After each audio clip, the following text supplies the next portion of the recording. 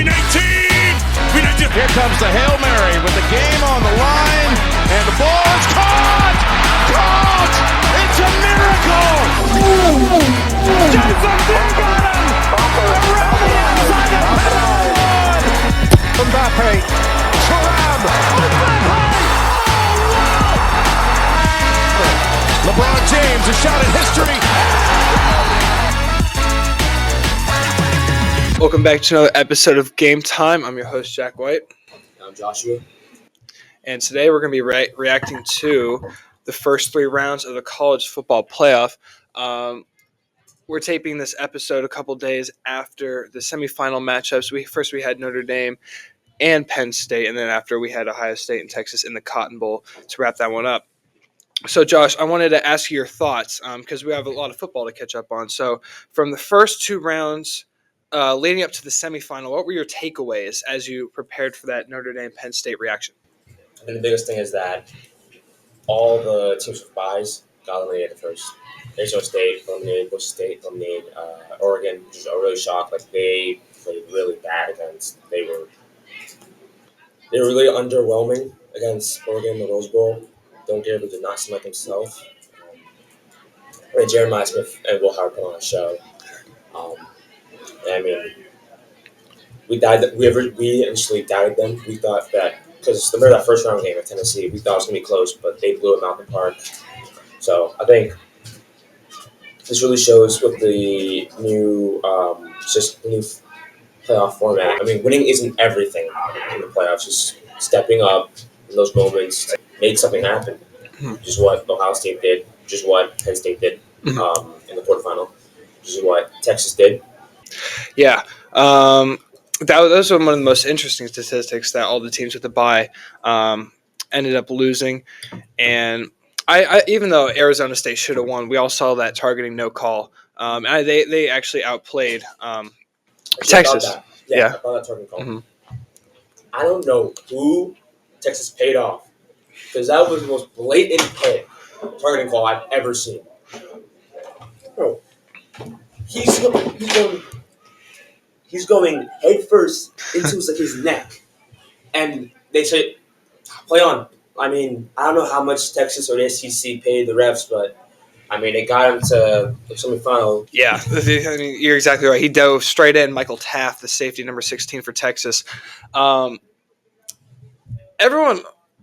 the other teams with byes underperformed. I mean, you look at Georgia, and their offense, really their defensive line controlled the line of scrimmage. But in contrast, Notre Dame's defensive line controlled the line of scrimmage against Georgia's offensive line even more, resulting in 4+ sacks on the evening. So a takeaway for me is that the SEC is not what it's used to. I mean, we just saw Ohio State out-physical Texas in a game where Texas had the superior matchup in that defensive line, that front seven against Ohio State's offensive line, which has been banged up, right?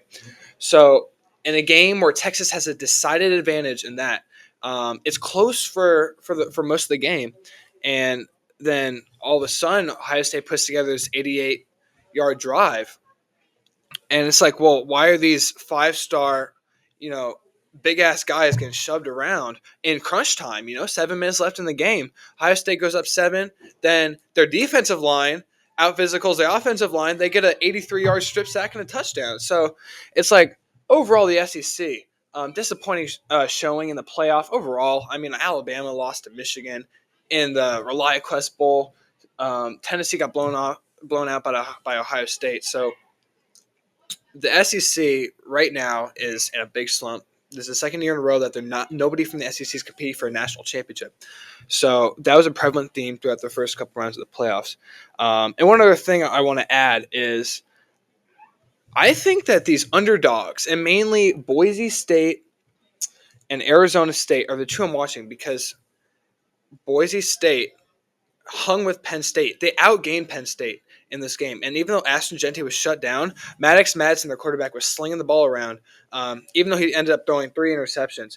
So if not for a few crucial mistakes, which likely, a bit of that sluggishness may be caused by the bye week, as we noted. But I think, the bye week as well. Mm-hmm. Also, it's their first time in the playoffs, like ever. So yeah. It's I feel just. like Go ahead. Boise State, they could be here to stay and come back from there. I agree. They have a lot of solid recruits coming in, they displayed that they're a physical team, especially their pass rush. Their pass rush sacked Drew Aller a couple of times, got pressure, forced him to make a couple mistakes. He wasn't very accurate, 13 of 25, 171 in that game. So Boise State played well, but they in the red zone couldn't execute, couldn't get points off of any drives. And then there was that 58-yard run by Singleton at the end of the game to ice that one. So big thing for me, and then leading into Arizona State putting up over 500 yards against Texas. Texas should have lost. We all know that. And then they ended up losing the semifinal. About that game, Mhm. Arizona State played amazing. I mean, at first it looked like they were getting thrashed by Texas, but then third and second half, they really put it on. Quarterback Sam Levitt. Yeah.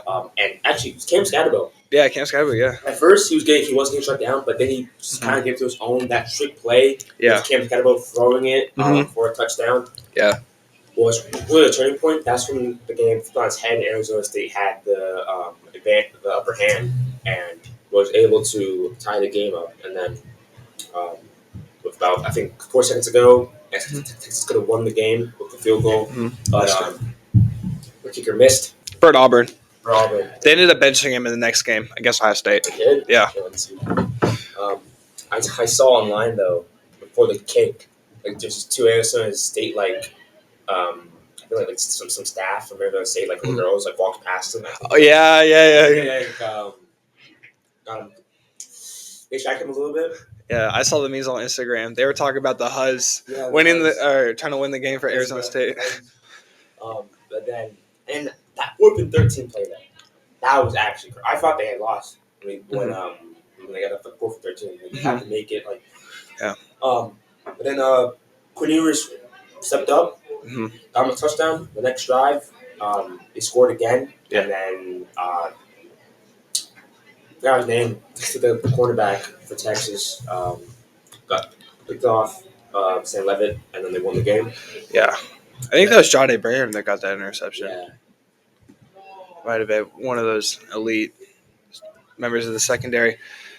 I mean, honestly, that game, Arizona State blew it with that 4th and 13 call. That defensive play call, leaving your guys on an island like that, blitzing all your members. You don't need to blitz on 4th and 13. You don't. Sit and prevent. I mean, it's the red zone. They're not going to run past you. Yeah, unless you blitz. And you see the guy ran right past Arizona State defenders. It's Matthew Golden. He's one of the best receivers. He was one of the best receivers left in the playoff, right? And you're going to leave him one-on-one, and the safety's out of position, right? And the blitz doesn't get home, so the Texas offensive line picks that one up. And then it's a one-on-one matchup. Golden's going to win that every time against a weak defense for Arizona State. Surprised they played as well as they did, because throughout the season they were not that strong. But just overall, Texas should have lost, right? But transitioning into the semifinals a little bit here, they come back and they actually play so much better against Ohio State. I know a lot of people are going to hate on Quinn Ewers for how he played. Ended the game with the strip sack and then the interception to Caleb Downs, but he played really well for a lot of the game. He only missed a couple throws, and those were big throws, so obviously it wasn't perfect. But he made that critical play on 3rd and long with that flip pass to Jaden Blue, 2 wheel routes to Jaden Blue for touchdowns against a great Ohio State defense. So, and then the Texas secondary and their linebackers just completely shut down Ohio State. Jeremiah Smith, 1 catch, 3 yards, non-existent. Yeah, they closed him down. They had him on double, triple coverage for the majority of the game. And I noticed this during the Rose Bowl game. I think since their loss, since Ohio State's loss, so Oregon, Will Howard has been putting himself for that. Yeah. Besides that loss, Michigan, and the regular season finale, they have been playing exceptionally well, and that the win, this win against Texas, first solidifies that Like I think they are the favorites going to the national championship over Notre Dame, and I think that Will Howard, Jeremiah Smith, and all the weapons on the team are going to really step up. And I think, we'll go more discussion about the championship game next week. Um, I think it's going to be really exciting, and it's going to be really impressive for both teams. Yeah, we haven't talked enough about Notre Dame, and honestly, what they've been doing is really impressive with a lot of season-ending injuries on the offensive line and the defensive side of the ball, namely Riley Mills and Benjamin Morrison, two All-Americans at their positions respectively. So it's been very impressive. First, manhandling Indiana on their home turf, 27-3, before 2 minutes left in the fourth quarter. But their path to the playoffs has been really well. They're playing really good. Marcus Freeman, coach. I think it was pretty sure it was the coach of the year for college football. He was, yeah. Yeah. So I think Marcus Freeman, he has been giving these guys like good. Um, he's making them work hard. They're playing really good right now. I think that they can really keep this momentum up. I think the Penn State. I mean, They beat Penn State by a field goal. It's a very close game. So I mean, we will see how they fare. Yeah, so I think Notre Dame, a lot of the players here, Xavier Watts and Howard Cross in defense, and their quarterback, Brian Leonard. He played a really good game against Georgia. Georgia game. They outclassed, they outmatched, which was a weaker Georgia team. Carson Beck being out. The end of Carson Beck's Georgia career, as last week he was confirmed that he's going to Miami, which I think is one of the funniest things ever. Like he committed to the draft, then decommitted to go to Miami, and it's because his girlfriend doesn't. Yeah, Hannah Cavner, yeah. Like there's nothing. He doesn't have family there. He's not from Miami. He's just going to go because his girlfriend's going to go. I think that is probably the dumbest decision you can make in your career. That is so stupid. I mean, sort of derailing your career for the Huzz is not the way to go. Also, he got a $4 million NIL package. Yeah, it might have been a little bit of money too. All right. But do I think Miami will contend? No. Do I think he'll play well? Yes. I think he will raise his draft stock, and I think he'll play very well. They might contend for an ACC title, but they're not playoff threats to make it all the way. They're not natty threats. I wouldn't call them a national contender. Unless only transfer portal is open, so maybe people might move. Yeah, well, I want to piggyback what you said about Georgia getting outclassed by Notre Dame. I thought Notre Dame's offensive line has been very shaky in these last two playoff matches, and the opposing team is getting home a lot of sacks, a lot of pressure. Riley Leonard's made a couple mistakes throwing the football. 2 interceptions against Penn State could have been very costly. He delivered when it mattered, but their only explosive pass play this playoffs has come when the cornerback, Kobe King, for Penn State, if he fell down. If he doesn't fall down, that's not a touchdown. Because Kobe King is going to win that matchup against Jaden Greyhouse, the wide receiver for Notre Dame. So, for me, against Ohio State, which again we'll preview, so we're not making any picks now. We'll preview that later on. But can they get separation with the wide receivers? Because they haven't so far this playoffs. It's been the running game, Leonard, Love. They've got Mitchell Evans involved, the tight end. When they do want speed out of the outside, they go to Jordan Faison, the dual threat star, who also stars on the lacrosse team, who are national champions this year. So they're going to have to play. They have a really elegant game plan, like a Chip Kelly against Oregon in the Rose Bowl type game plan to pull this one off. But I will give credit where credit is due. And the credit is due to the fact that they forced more turnovers than anybody. 32 takeaways and counting so far during the season. Leads the FBS, right? And they capitalized. They're number one on capitalizing on this turnovers. You saw it against Georgia, 17 points in 54 seconds. Capitalizing on that fumble in Georgia territory, then getting that kick return touchdown later on after the half ended. So they forced Drew Aller into a mistake at the end. He threw a game-losing interception. And if not for 2 pass interference, he would have thrown 2 more interceptions. So the thing that I see with this Notre Dame team is they have a great defense, great depth at the position, great coaching. The reason they won was they out-coached Georgia and Penn State. Penn State and Georgia are more talented teams than Notre Dame.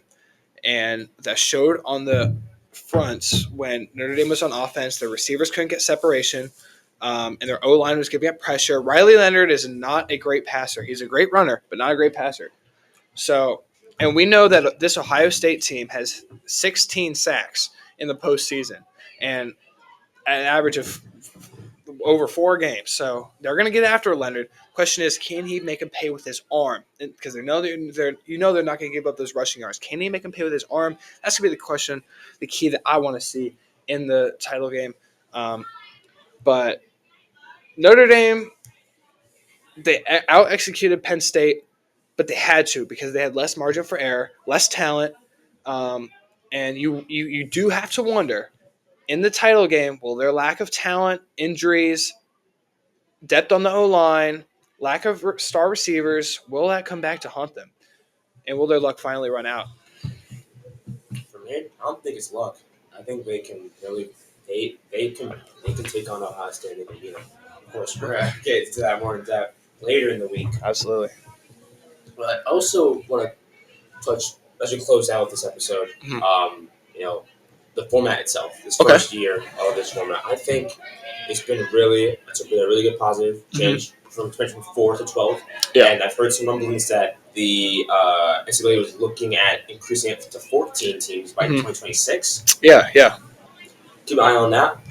I also saw that if this was the BCS format, Yeah. it would have been Oregon and Georgia. Yes. Two teams that lost their games. And lost handily. Yeah. I mean, they both lost by double digits. Yeah. So that means, theoretically, that means that the BCS format was fraudulent. Low key. Some cases, Yeah. Some teams should not be national champions. If you use this logic, go.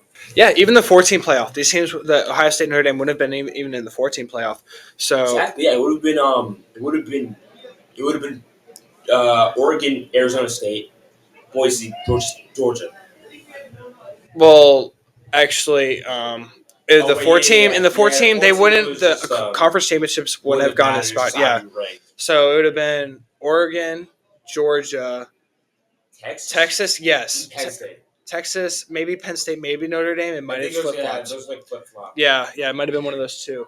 We got the national championships, but these, make no mistake, even with my criticisms directed toward the Irish, and not even directed towards the Irish, just concerns heading into the title game, they earned their way here. They dismantled Georgia, their offensive line, and they outclassed and out-executed Penn State to get here, and handling Indiana in the first round. So, one last thought for me about this 12-team format. I agree with you. I think it's been great. We've only seen 2 teams not bring their A game, 2 or 3. I mean, with SMU, Tennessee was always going to get blown out by Ohio State. Oh yeah, SMU was disappointing, man. Yeah, I thought they were going to upset, dude. I was sad. I mean, it was a whiteout at Penn State, so yeah. The one thing 12, 14, I'm fine with either. The one thing I want to see in the future is reseeding after the conference championships, so that we have Ohio State should not have been the 8th seed. And why is Boise? Yeah, Oregon State kind of got boned by winning the Big 10. Exactly. Oregon had to play the best team in the country, and they lost by 20. They were down 34-0 at one point. That was their reward for winning the Big 10 and going undefeated in the regular season.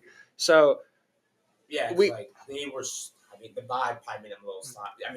Going from resting a week and then playing the best, arguably the best team in the nation. Yeah, that's not. They should have played at least a semifinal. Mm-hmm. Yeah. Going forward, 4 byes, but the top 4 seeds, and we reseed after the conference championships. I feel like maybe why stop at 14? We could do 16, have a round of 16 and a quarterfinal, or even better, spice up the conference playoff. Yes. 132 team playoff. Let's do it. Okay. Every team is in. I want to see a Kent State underdog run. Yeah. You know what I want to see? I want to see a Michigan versus NIU transitive national championship. NIU beat Notre Dame. Michigan was Ohio State's worst loss. Whoever the national championship is, the champion is, whether it's Ohio State, Notre Dame, the winner, the team that beat them earlier on this season, that's a transitive national championship. Yeah. They should play for that. Yeah. What? That's really like a third place. In tournaments, third place games. Yeah. That should be like a third place game. We're looking forward to the national championship, January 20th. So. Yep, we got a lot more scheduled for the show. previewing the national championship later on this week. So we will see you guys in a couple days. Thanks for tuning in.